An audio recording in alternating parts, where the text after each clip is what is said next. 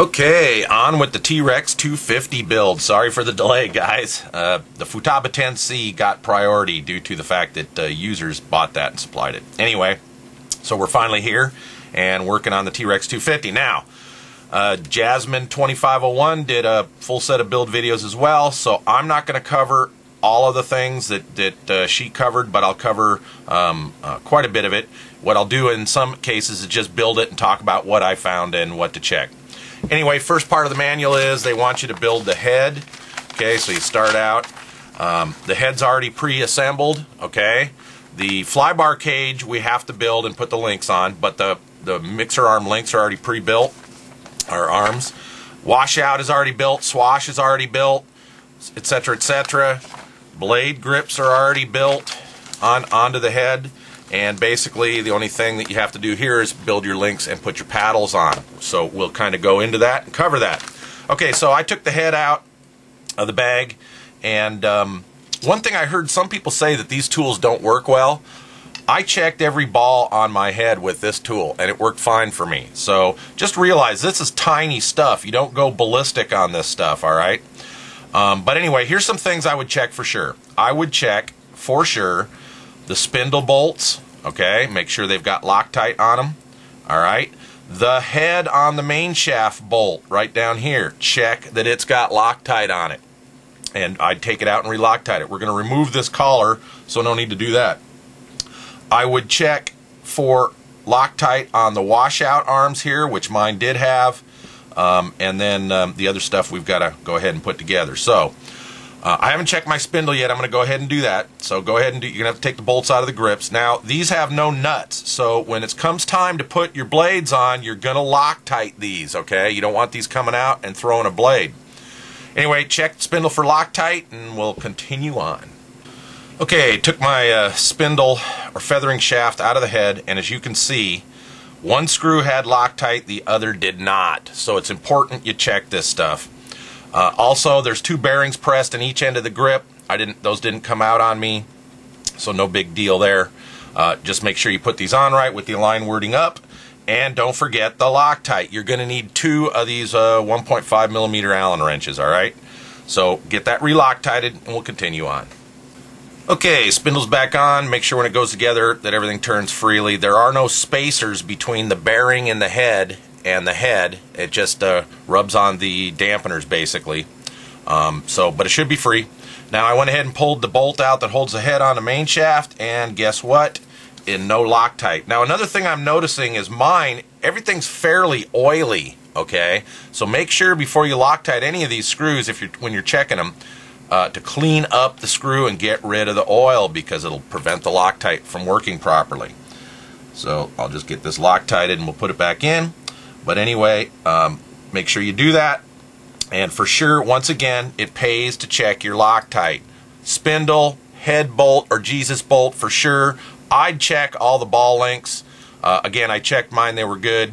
And just check everything. And then again, super important is all these mixer arms. Make sure all these mixer arms are Loctited, okay? And all mine were. Alright? So now we'll continue on with the fly bar cage. Okay, so the fly bar cage came loosely assembled, and let's just talk about its assembly. You'll notice these arms have, one side has a set screw hole for the fly bar and one does not. When we assemble this cage, we want the set screws to be facing up because it makes it easier when it comes time to put the fly bar in. Okay, additionally, if you look at the manual on building this for the fly bar, one second, you will notice, and they point out, these links do have a direction. These links are not adjustable. Some of the links in the kit are, but there's several like this that aren't. You'll notice it says Align. Whenever you snap one of these links on, you want the Align to be up or away from the ball when you snap it on. Okay? So that's what you want. Alright, so let me take that off a minute here. Tiny, tiny stuff. So it's important we build this fly bar cage correctly, because if you look at the manual here, they're showing, hey look, there's the Align wording on this side of the fly bar cage in relation to the head, and no wording on this link on this side. So you're going to make a reverse set. That's because when these go to snap on, they're going to be snapping on a ball on the washout block on this side. So here's the idea. Looking down on the fly bar cage, alright, all you have to do is set screws up, take one of the links with the Align, okay, and snap it on here. Okay, and so now we've got the align on this side on this link, and we want to build exactly the opposite for the other side. Let me get that snapped on there. Okay, and I'm noticing these links are a little bit tight, but if you work them on the ball, they seem to loosen up. Might have to do, I don't have a ball link size or that, so we might have to do the pinch trick to loosen them up. Anyway, so there we go. We've got a line on this side and a line on this side. Okay, so two opposite sides, set screws up. Now we're going to go ahead and Loctite these screws and assemble it. And to assemble it, you may want to double check before you tighten everything up that you can put the cage over the seesaw. Otherwise, you might have to build the cage onto the seesaw. If the cage is too tight, you may not be able to snap it on the seesaw, okay? So get everything Loctited, just almost snug, put the cage on, and then tighten everything up. May help to get your fly bar out and put your fly bar through the whole cage and everything as you're assembling it, and it'll keep it held on here. Alright, so let's go ahead and get that on, and I'll come back and review. Okay, by the way, again, I like my links smooth but not loose, okay? And these don't have a lot of weight, so they won't fall under their own weight, but you want them smooth. As you can see, this one is reasonably tight. I don't have a ball link sizer that small, so here's a trick you can do. And it's preferable to use a set of needle nose that don't have, that the tip may not have teeth on them, okay? Because you don't want to cut the link. But just, and I mean ever so slightly, just give a slight pinch to the link, test it, pinch a little more, okay? Test it, whoops, slipped off. There we go, now that loosened that link up. Alright, so that's the way you want to size these on this. If you don't have a ball link sizer that size, I doubt many people do. But anyway, let's go ahead and continue on. Okay, I got the cage on, and I temporarily got the fly bar in there to kind of hold it together. Now, something I've noticed, and it's a problem with the Align manual. If you remember, when we built this cage, I said, okay, have the wording on this side and the wording on this side, so when your washout goes on, let me get it out here. When your washout goes on, the ball will snap on the link the proper direction. And I've confirmed that the wording Align is the proper direction. It says here in the manual, the bottom of page 4, that the A faces out on the ball. All right. Well, these don't have A; they say Align. And I looked at the diameter of each side, and you do want the Align wording. However, when you put the washout on, you will see that. Let me get this on here.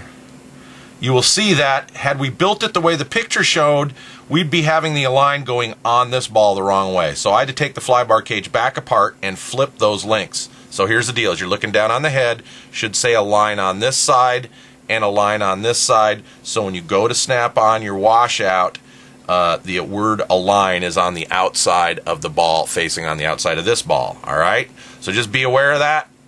Make sure you get it right, and go from there. Okay, now another thing I noticed is I haven't tightened up the set screws on the fly bar cage yet, because we need to measure from here to the end and from here to the end and get those the same. Also, you'll notice there's a little bit of in and out lateral play on the fly bar cage. So once we get those the same measurement, and I'll let you know what that is when I get it done, I'm going to pinch my fly bar cage together when I tighten up the fly bar cage set screws to minimize that play. You can make a slight pinch while you're doing that, and that will minimize that in-out play. I'm not sure it's a big deal on this helicopter. I don't have a whole lot, but I just don't like it, so I'm going to minimize by pinching. All right? So let's go ahead and get that set up. When I come back, I'll tell you what I wound up with as distances from the fly bar cage to the end of the rod. And your mileage may vary there. I'm sure they don't make these rods exactly the same every time. So anyway, let's get the set screws tightened and all that stuff, and we'll come back and continue. Okay, there we go. I came out with 57.5 millimeter from the cage to the ends. Just a hair above 57.5. All right, let me zoom in a little bit. And I went ahead and put the washout and everything on. So here we go again. Again, I found a problem with the Align manual. We got the Align wording out here, and we're on the ball snap this way. Okay, we put the washout on. Note the orientation of the elbow arm in relation to the head. Don't get that backwards. You can actually, I've seen people actually flip the washout and have the elbow arm coming this way. You don't want that. Here's direction of rotation. So this arm should lead in direction of rotation to the swash. Now when I first put it together, I just went ahead and grabbed the fly bar cage or the swash and tipped this with these links moving like this, and it was pretty darn stiff, so I had to do the squeeze method on the links here down to these balls and ever so slightly on the elbow links here, okay? Also make sure that you're not binding where this screw is. My elbow arm's spun freely on this arm, but check both sides, make sure that's not it. But what you want is for this to be reasonably smooth. It's a new build, so you know they'll loosen up a little bit of flying, but you don't want to overstress your servos. You want this to be reasonably smooth, not really tight and squeaky, okay? Alright, so that's got our washout on, our swash on, got our fly bar cage on, fly bar cage and fly bar. And so basically what the next step is to go ahead and put the paddles on. And it's basically saying 49.5 millimeter, screw them on until you got 49.5. I'll get those on, we'll come back and talk about it. And then also go ahead and you're going to make up, now the links from the blade grips down to the mixer arms on the seesaw are non-adjustable, okay? The long link coming from the swash up to the other side of the seesaw mixer arm is adjustable, and we're going to make that up to where it says 14 millimeters. See that? 14 millimeter. So we're going to make those up from the swash up to the mixer arm. Okay, so I'm going to go ahead and make those up, get them on. We're going to put these short ball links. By the way, all those are in this link bag here, all right? So you see there's 2 that are unadjustable, and you see 4 small ones in there. Your rods are in this bag. Make sure you get the proper rod to give you 14 millimeters. So your rods are in this bag. Let me go wide here. Rods in this bag, links in this bag. All right, so let's get them on the head, come back and review. Okay, real quick, while I was putting the paddles on, these screw on pretty hard, and you're going to screw them on just until the start of the thread ends and you got clear rod, and that for me that was 49.5. However, here was the problem I had. While turning the paddle on, it started to spin the fly bar within the cage. These little set screws are small, and they're really not dog-eared to dig into the fly bar. You don't want to over-tighten them either and strip them. So it appears that the set screws alone won't keep the fly bar from turning, at least I couldn't. So you have to hold on to the fly bar with a pair of pliers while you're putting and adjusting the paddles, all right? Because what's going to happen is you're going to go to adjust the paddle to get it level with the fly bar cage. The rod's going to spin and your other paddle will be off. When you're done, what you want is the paddle to be in line, leading and trailing with the 2 screws on the fly bar cage, like so. And you want your other paddle the same. Make sure you have direction rotation. Head spins this way. There's the leading edge of your paddles. Okay, so make sure you don't have them on backwards. All right, so now we'll go ahead and get the links on, and that'll finish head setup or head build. By the way, for the long links that are going to go from the swash up to the seesaw mixer arms, you're going to make them with a 1/4 twist. There is an A on the link, so once again, we want to make it so the A always snaps on the ball the correct direction. When you get them on the ball, if they're tight, do the pinch method. All right? So basically, I'm going to go ahead and put those links on, and that's going to finish this part of head build, and we'll continue on with the rest of the build. Okay, just real quick, I wanted to show the head assembly together. Again, Align wording, or the A, these links do have an A on the outside. We made those long links to 14 like it said. And then the shorty links that go from the blade grips to the mixer arms here, they are a little bit, there's 2 of those one-piece links that aren't adjustable. The ones from the seesaw fly bar cage down to the washout are a little longer than the ones with the blade grips, so don't mix them up, alright? So it's important to use these shorter ones for the ones to the blade grips. Align wording out. Again, some of my links I had to size, others I didn't.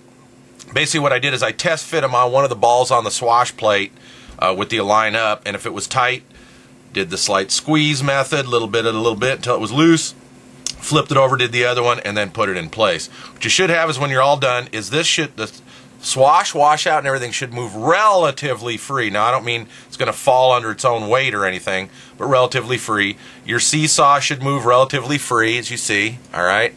And you should be able to tip your swash all around at relatively free. If not, find out where the tight link is, adjust it. What you don't want to do in this little tiny thing is overstress the servos, so it does need to be somewhat free, okay? So go ahead and get that done. We're done with the head. We'll continue on.